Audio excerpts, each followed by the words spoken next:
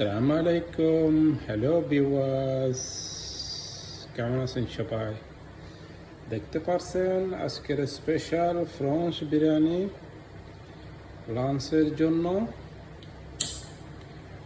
এখন রেডি হয়ে গেছে। সাথে হবে ইয়ামি সালাতা মুশাক্কাল, ইয়ানি মিক্স সালাদ। দেখতে পাচ্ছেন আপনারা, এটার ইনগ্রেডিয়েন্ট হলো আপনার cucumber यानी कियार, टमाट और জারজির यानी রকা লিভস, এবং সাথে আছে আপনার পমগ্রানেট সিডস यानी আনার। আর এখানে দেখতে পাচ্ছেন আমি সসের জন্য এখানে লেমন নিয়েছি।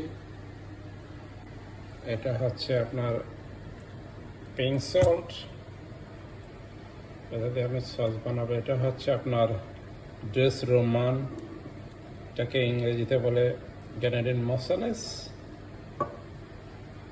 এটা আনারের সস বলতে পারেন আমাদের বাংলা ভাষায়। এখানে হচ্ছে এটা হচ্ছে pink salt and paper mix. আমি এখানে লেমন জুস স্কুইজ করে নিয়েছি সস, সালাদের সস বানানোর জন্য।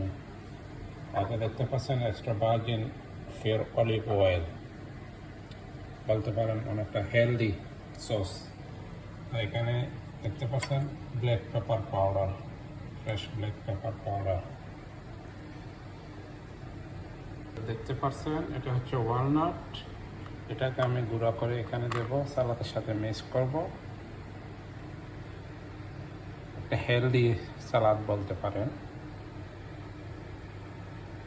এখন আমি সালাদ ড্রেসিং yani সসটা রেডি করবো। দেখতে পাচ্ছেন সামান্য পরিমাণ ব্ল্যাক পেপার, তারপর টিস্পুন অলিভ অয়েল, 1 স্পুন পরিমাণ ড্রেস রোমান। বেশি দিবেন না, বেশি দিলে স্ট্রং ফ্লেভার হয়ে যাবে, ফ্লেভারফুল এটা। তারপরে এটা হলো pink salt. Pink salt add করে আপনি এটাকে ভালো করে বিট করবেন, মিক্স করে নেবেন, কারণ অলিভ অয়েল এবং লেমন জুসের সাথে ড্রেসরমনটাকে এটা গাঢ়, এই সসটা অনেকটা, এটাকে বিট করতে হবে 1-1.5 মিনিট, তাহলে এটা ভালো করে মিক্স হবে। না হলে এটা সালাদের এক জায়গায় বসে থাকবে না, তখন মিক্স করতে অসুবিধা হবে।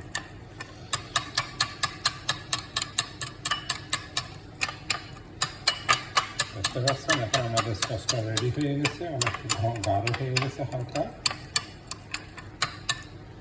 তারপরে এটা আপনি যখন সালাদটা পরিবেশন করবেন, সালাদের উপরে আপনি এভাবে সসটাকে টস করবেন, তারপর এটাকে আপনি মিক্স করবেন। ধন্যবাদ ভিউয়ার্স, আজকের ভিডিও পর্যন্ত।